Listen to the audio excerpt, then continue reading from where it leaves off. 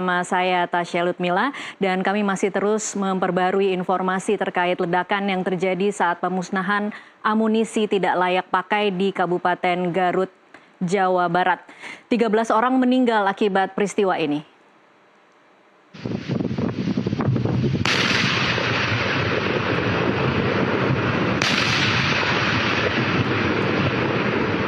Jauh tuh lemparnya.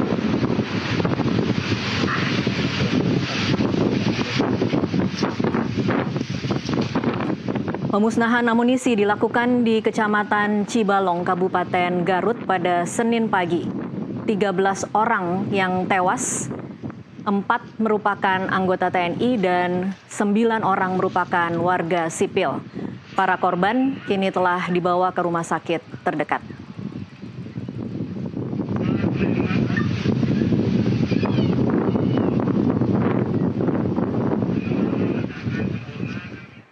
Kami sudah terhubung dengan pengamat militer Anton Ali Abbas. Selamat sore Pak Anton.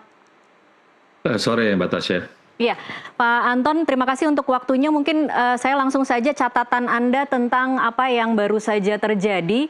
Apa kira-kira yang saat ini mungkin begitu minim informasi yang kita dapatkan tentang jenis amunisi yang meledak dan bagaimana sebenarnya prosedur yang dilaksanakan. Tapi apa kira-kira yang menjadi catatan Anda? Ya, terima kasih Mbak Tasya. Pertama, saya tentu menyatakan simpati, bela sungkawa atas adanya korban jiwa, baik dari sisi TNI maupun juga warga sipil, karena bagi saya tentu saja insiden ini semestinya tidak terjadi. Itu satu. Kedua, kalau saya menyimak informasi yang berkembang, termasuk juga terakhir adalah paparan dari Kadis Penat TNI AD. Itu setidaknya ada 2 hal yang kemudian harapan saya nanti tim investigasi akan melakukan pendalaman. Yang pertama, kalau saya merujuk pada pernyataan Kadis Penat, ledakan kan terjadi pada sumur, pada sumur tempat pemusnahan detonator. Dan itu yang kemudian meledak. Bagi saya itu yang kemudian tentu saja nanti yang harus didalami lebih lanjut, apakah ada kelalaian atau memang sudah SOP semua dipenuhi. Artinya kalau semua sudah dipenuhi, artinya SOP-nya yang perlu dievaluasi. Lalu yang kedua adalah kenapa kok ada warga sipil yang menjadi korban jiwa, walaupun informasi yang beredar karena mereka mencoba untuk mengambil puing-puing yang punya nilai ekonomis. Tapi bagi saya ketika lokasi ini sebenarnya merupakan lokasi yang bukan pertama kali mereka melakukan itu. Jadi memang lokasi tempat beberapa kali pemusnahan, lalu juga prajurit yang gugur sebenarnya juga sudah memiliki kompetensi, memiliki pengalaman yang memadai terkait bagaimana disposal dari amunisi yang akhir, baik itu adalah kaliber besar maupun kaliber kecil gitu. Jadi ini yang kemudian menjadi tanda tanya. Walaupun juga kemudian bagi saya penting ini dijadikan momen untuk kemudian melakukan evaluasi, peninjauan kembali terhadap semua juknis, pedoman, sampai SOP terkait bagaimana pengelolaan amunisi dan juga bahan peledak yang akhir. Karena kita tentu saja tidak menginginkan hal ini berulang kembali di masa mendatang. Itu catatan awal saya, Mbak Tasya. Oke, baik. Mungkin Pak Anton dan pemirsa, produser mungkin bisa minta tolong diputar kembali video ledakan yang tadi kita dapatkan, supaya kemudian kita bisa sama-sama mencermati apa yang terjadi pada saat ledakan.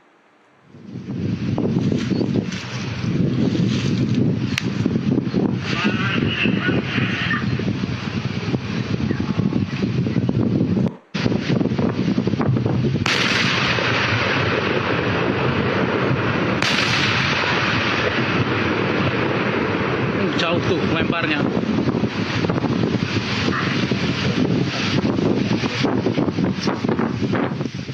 Baik, Pak Anton, saya ingin bicara soal bagaimana sebenarnya prosedur dan metode pemusnahan amunisi yang tidak layak pakai. Apakah memang dengan cara diledakkan seperti ini?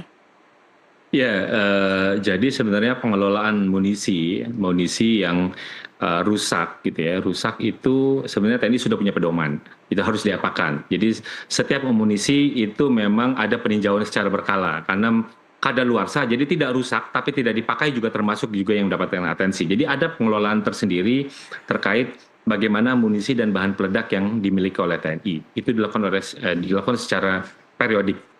Satu. Ketika kita bicara tentang rusak itu juga nanti akan dicek lebih lanjut apakah ini rusak ringan atau memang rusak yang tidak bisa diapa-apain lagi. Jadi kalau misalnya itu nanti sudah bagian memang dia tidak diapa-apain lagi ataupun juga terkait kadaluarsa walaupun dia tidak rusak, maka akan dilakukan penyimpanan sampai nanti menunggu pemusnahan. Baik. Terkait pemusnahan itu juga tidak melulu ngomongnya tentang diledakkan gitu. Jadi memang di TNI sendiri misalnya itu juga sudah ada kriteria.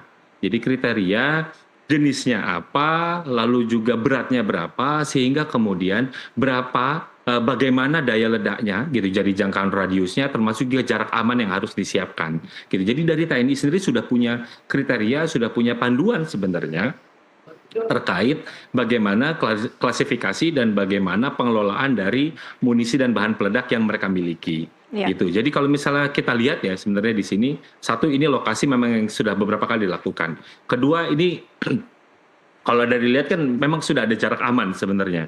Jadi ada jarak aman yang saya pikir akan itu hal hitungan matematis dan TNI pasti sangat paham dengan itu. Apalagi mereka yang gugur misalnya itu sangat kompeten karena beliau misalnya sudah beberapa kali melakukan ini. Gitu. Jadi memang sudah cermat. Tapi misalnya ketika tadi saya mendengar penjelasan Kadis Penat, ini ada sumur untuk disposal detonator yang kemudian meledak, lalu juga kok bisa ada warga sipil, artinya apa?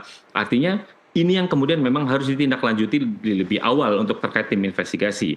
Okay. Apakah misalnya memang ada hal yang memang ke depan perlu dicermati terkait tadi, sumur detonator tadi. Dan kedua, kok bisa masyarakat sipil yang bisa masuk? Apakah ini artinya kita membutuhkan perimeter yang lebih kuat lagi, gitu, penjagaan lebih kuat, atau memang kita harus selalu meningkatkan edukasi kepada warga sekitar terutama terkait apa, bagaimana, gitu ya, dan bagaimana ancaman dan lain-lain, gitu ya. Untuk kenapa? Karena ini potensinya itu kita tidak ingin adanya korban jiwa yang terus terjadi berulang kali, gitu. Jadi ini yang bagi saya dari sisi SOP, dari sisi prosedur, gitu ya, dari sisi kompetensi TNI sudah punya, gitu. Tapi kan kemudian ada faktor yang kita juga harus pertimbangkan, namanya dinamika di lapangan. Iya. Nah, ini yang dinamika di lapangan ini, karena ketika cerita tentang munisi apkir, munisi kadaluarsa dan lain-lain, memang cara, gitu ya, cara kita menghadapi, mengelola munisi yang model seperti bahan peledak seperti itu memang jauh harus lebih hati-hati, jauh lebih cermat dan lain-lain. Jadi ketika tadi saya mendengar penjelasan dari Kadis Penat, oh berarti ada yang harus nanti kemudian ditindaklanjuti lebih jauh, gitu. Apakah memang dari SOP ada yang belum menjangkau seperti itu atau kayak apa gitu. Jadi ini yang bagi saya catatan awal saya, Mbak Tasya. Baik, Pak Anton, kalau bicara jarak aman, apa yang Anda ketahui tentang jarak aman dari orang-orang yang hari ini menjadi korban di Garut? Nah, kalau ngomong tentang jarak aman itu sejauh informasi yang saya miliki, misalnya Mbak Tasya, itu ada kaitannya dengan jenis amunisi yang diledakkan, gitu, lalu juga berapa berat yang diledakkan. Gitu ya. Jadi itu akan mengukur ini kedalamannya kayak apa, berapa banyak bahan peledak yang dilibatkan untuk memicu, untuk memusnahkan itu, gitu. Jadi ada hitungan matematis. Maka tadi saya bilang ini ada hitungan matematis. Memang yang kemudian ketika pertanyaannya kok bisa ada warga yang menjadi korban jiwa. Nah, itu yang kan menjadi pertanyaan. Apakah memang misalnya kalaupun ini sudah dipagari mereka masuk lewat jalur tikuskah atau memang ada ada kesadaran yang masih butuh untuk ditingkatkan dan lain-lain. Ini yang bagi saya kita harus menunggu dari tim investigasi yang akan diterjunkan oleh TNI, Mbak Tasya. Baik, Pak Anton, ini TNI Angkatan Darat kan mungkin hari ini sedang berduka, tetapi di sisi lain mereka juga yang bertanggung jawab harus menjelaskan apa yang terjadi. Dalam bayangan Anda, apa yang sebenarnya harus dijelaskan dan seberapa transparan itu nanti kemudian kita bisa berharap TNI Angkatan Darat akan bisa menjelaskan kepada publik? Saya pikir semestinya untuk pada tahap awal seperti ini, maka segala penjelasan semestinya harus menunggu tim investigasi. Gitu ya. Kenapa? Karena informasi yang sepotong-sepotong ini akan justru membuat informasi akan menjadi acak-acakan di lapangan. Itu yang harus kita hindari. Yang satu jelas yang namanya duka, kita harus menjaga perasaan. Gitu ya, perasaan mereka yang menjadi korban. Gitu. Jangan sampai misalnya investigasi itu justru kemudian menambah luka bagi para korban, yang korban jiwa, keluarga yang ditinggalkan. Gitu. Itu kan juga inilah penting kiranya bagi saya semua informasi resmi itu semestinya memang harus menunggu investigasi yang dilakukan lebih lanjut. Kenapa? Agar kita tidak tidak menambah kekacauan informasi. Jadi kan hari ini dari pagi tadi gitu sampai sore kan banyak informasi yang beredar ya. Iya. Yang beredar yang belum resmi gitu ya. Bagi saya memang ada baiknya memang semuanya harus menunggu tim investigasi. Jadi yang di-share adalah misalnya tim investigasi sudah diterjunkan, parameternya sudah semakin ditingkatkan, pengamanannya dan lain-lain gitu. Mungkin sudah sampai sejauh jenisnya apa gitu ya, atau lokasinya ini bagaimana. Jadi memang informasi-informasi awal gitu yang memang harapannya adalah kemudian tidak menambah keriuhan informasi yang beredar gitu, gosip yang beredar gitu. Itu yang tadinya saya bayangkan, karena semuanya semestinya menunggu dari hasil tim investigasi. Jadi memang publik harus dilatih untuk bersabar, karena bagaimanapun juga karena ini menyangkut ada korban jiwa, kita juga harus punya empati di sana gitu. Jadi tidak terburu-buru, transparan dan lain-lain. Tapi bagi saya yang terpenting adalah dari tim investigasi itu adalah apa penyempurnaan apa yang dilakukan nanti ke depannya, sehingga kemudian kejadian serupa itu tidak terjadi di tempat-tempat lain ataupun juga di tempat ini. Ini yang tentu sangat kita hindari, Mbak Tasya, karena berbicara tentang dinamika di lapangan, tentu setiap daerah akan punya dinamika yang berbeda-beda. Gitu. Ini yang kemudian bagi saya penting untuk melakukan evaluasi penelaan yang secara menyeluruh, yang kemudian itu bisa dicermati dan menjadi pedoman bagi TNI yang ada di daerah dalam menjalankan disposal untuk munisi apkir maupun juga bahan peledak yang dimiliki. Oke, kembali lagi ke Pak Anton soal ekspektasi, harus seberapa transparan dan seberapa jelas nantinya TNI harus menjelaskan kalau kemudian memang ada human error yang terjadi dalam peristiwa hari ini. Kalau cerita itu bagi saya transparansi apa yang dibutuhkan untuk misalnya untuk kaitan kali ini. Bagi saya bukan pada transparansi kita menunjuk siapa yang salah yang benar. Tapi bagaimana kemudian pesannya adalah ke depan apa perbaikan apa yang dilakukan. Gitu. Jadi concernnya pada di sana. Jadi bukan hanya menunjukkan bahwa ini ada pihak yang salah dan yang benar. Karena bisa jadi misalnya, karena kan kalau misalnya merujuk pada pernyataan Dispenat, ini ledakan terjadi pada sumur untuk disposal detonator. Gitu. Itu kan pertanyaannya kok bisa gitu ya. Jadi apakah ada SOP yang kurang memadai, atau memang kan tadi saya bilang namanya terkait dengan munisi apkir, tingkat kewaspadaannya jauh lebih tinggi untuk dalam bagaimana kita mengelola munisi apkir, apalagi bekas ledakan gitu misalnya. Ini kan yang berbeda-beda, dan munisi itu sangat rentan, tidak stabil dan lain-lain. Itu ada banyak hal yang dinamikan. Ini yang bagi saya ketika kita bicara transparansi, maka bicara tentang apa SOP yang kemudian butuh pembaruan, butuh maju. Itu yang kemudian itu yang harus dilakukan. Satu. Kedua adalah bagaimana kemudian sosialisasi, edukasi dan juga pelibatan warga, tokoh maupun juga warga setempat gitu, untuk kemudian ikut menjaga perimeter ini gitu. Karena bagaimanapun juga kalau SOP-nya sudah canggih segala rupa, tapi kalau misalnya perimeternya, karena untuk perimeter kayak gini kan sangat besar gitu ya, sangat luas gitu. Jadi pasti butuh dukungan dari pihak lain gitu. Ini yang bagi saya transparansi ke depannya adalah apa dari sistem itu yang ada, itu yang butuh diperbaiki, dimajukan, dan itu kemudian edukasi pendekatan seperti apa yang kemudian akan dilakukan lebih lanjut. Nah itu yang mungkin pada tahapan situ. Karena kalau misalnya kita bercerita tentang menuding ini human error dan lain-lain, bagi saya itu penting juga untuk kita mempertimbangkan misalnya bagaimana perasaan dari keluarga korban. Ini yang juga kita harus put empati di sana ya. Itulah kenapa bagi saya jangan dari pihak TNI untuk terburu-buru ya menyampaikan informasi-informasi awal gitu. Jadi bagi saya cukup clear untuk korban jiwa dan lain-lain. Sementara sisanya adalah serahkan kepada tim investigasi. Itu sih Mbak Tasya.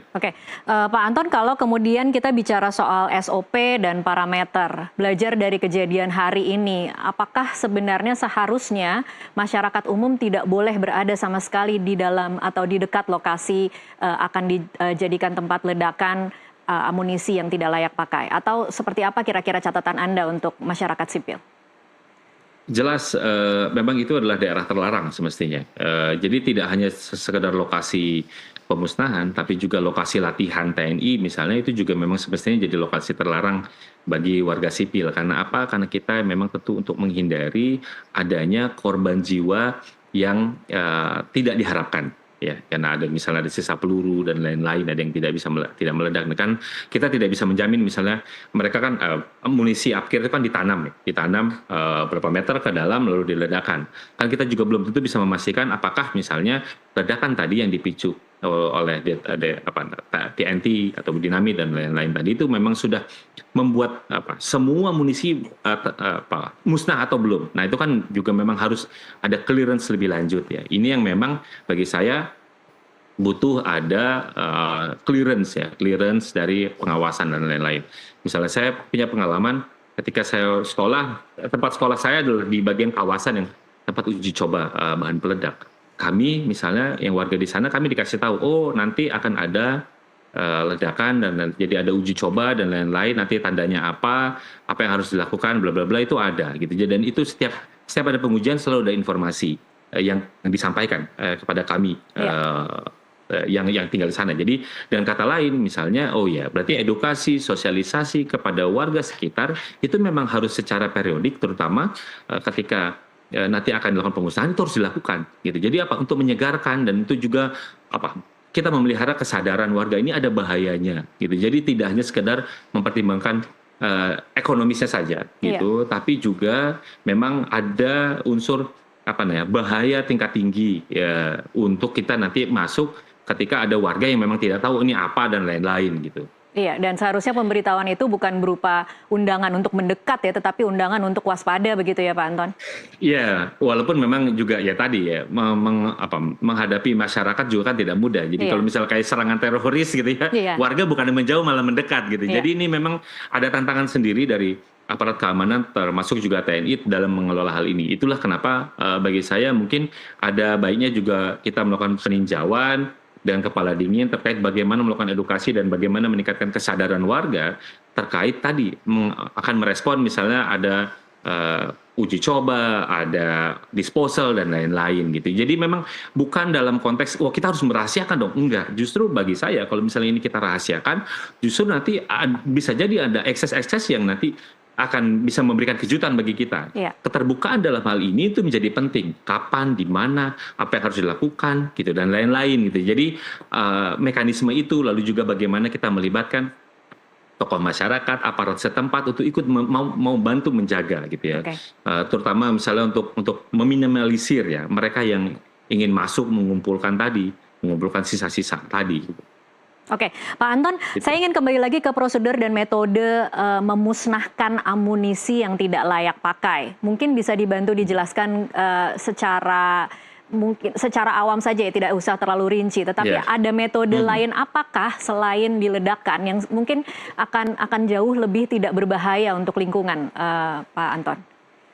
Ya, jadi memang setiap munisi dan bahan peledak membutuhkan pendekatan yang berbeda-beda, Mbak Tasya. Jadi tadi saya sampaikan, tidak semuanya memang ada yang bisa diledakkan, ada juga dengan metode lain yang ditimbun. Tapi lagi-lagi itu merujuk pada jenisnya apa. Gitu. Jadi karena setiap jenis di TNI itu ada jenis-jenisnya. Ini jenisnya ini nanti harus pemusnahan ini. Jadi kita tidak bisa juga misalnya kalau udah jenisnya panduannya A ya memang harus dilakukan A. Jadi memang kalau dia memang harus dimusnahkan ya harus dimusnahkan. Gitu. Jadi kalau memang kita nggak ada pilihan lain selain nggak dimusnahkan gitu. Mau di mana? Mau direndam di air dan lain-lain ya belum tentu juga gitu. Jadi TNI jelas punya ada aturan mainnya gitu. Dan itu yang memang itu dijadikan pegangan bagi TNI gitu. Jadi bagi saya ketika tadi merujuk pada penjelasan Kadis Penat gitu, oh ini ada sumur ini yang meledak, lalu juga kok bisa ada warga sipil yang kemudian ikut jadi korban. Nah itu kan tentu saja itu harapannya nanti tim investigasi akan concern di sana. Apa yang terjadi sebenarnya di sumur itu? Apakah misalnya dari SOP yang ini gitu, yang SOP yang harus kita perhatikan atau kayak apa? Gitu. Ini yang bagi saya ketika tadi Kadis Penat menjelaskan itu yang memang tentu kemudian ada beberapa hal yang memang harus direview ya, dikaji lebih lanjut terkait untuk bagaimana kita mencegah insiden ini tidak terulang kembali. Oke, baik, kita harus break dulu sejenak Pak Anton dan pemirsa ditahan dulu, kami akan kembali usai jeda berikut ini.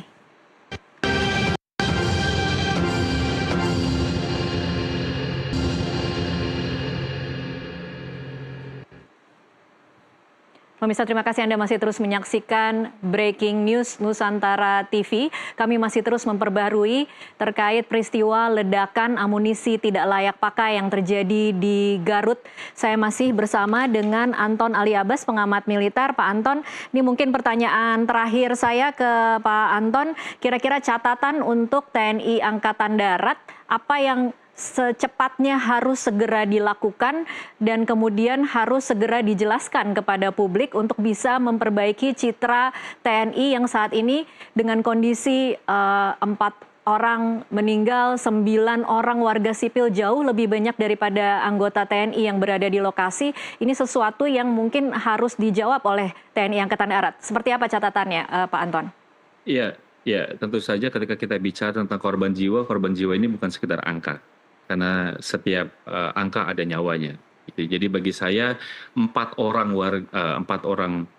prajurit TNI itu adalah kedukaan yang mendalam, kehilangan yang mendalam bagi TNI. Kenapa? Karena mereka itu adalah skill personel gitu ya. Jadi mereka yang punya kompetensi, punya keahlian. Jadi ketika mereka yang jadi gugur itu tentu saja adalah kedukaan dan kehilangan yang bagi TNI.